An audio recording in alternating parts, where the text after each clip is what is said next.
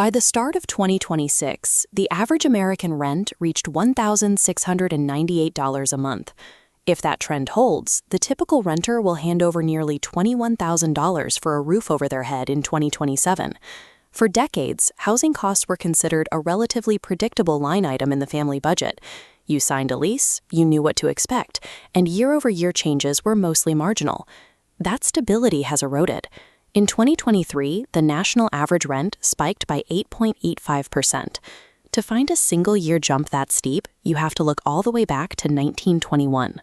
Because wages haven't kept pace with these sudden spikes, 22.4 million renting households are currently spending more than 30% of their total income strictly on rent and utilities.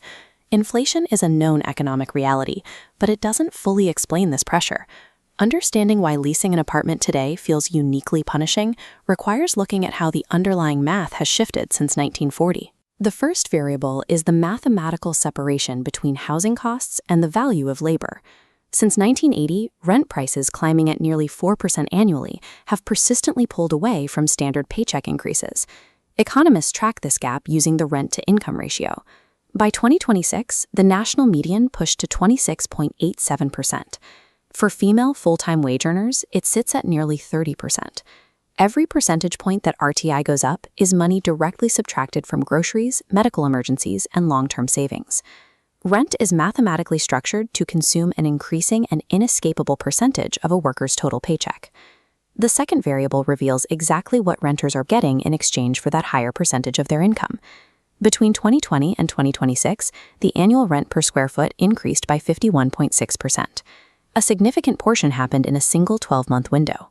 From 2020 to 2021, the per square foot cost grew 15.3%, an increase 126% higher than the flat average rent over that same period. This discrepancy exists because home construction trends have shifted. Builders are actively designing and creating smaller floor plans for new units. Renters are paying a larger share of their paycheck for fewer total square feet. The third variable is geography. A national average obscures to local severity of the housing market. In coastal areas and popular Sunbelt destinations, an intense influx of migration and investment has pushed local housing costs far beyond the national baseline. Florida represents the extreme edge of this trend. Since 1940, the state's median rent has increased by 11,744%. These extremes contrast with states like North Dakota or West Virginia, where housing metrics have remained relatively subdued.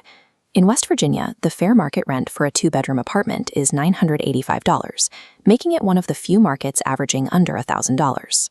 Because the American rental market is fractured, financial stability is largely determined by your zip code. The federal government monitors these shifts through a metric called fair market rent, or FMR, calculated by the Department of Housing and Urban Development. FMR is intended to track the 40th percentile of rent prices. However, housing costs are climbing so fast that the agency is forced to hike the benchmark just to keep pace with the actual market.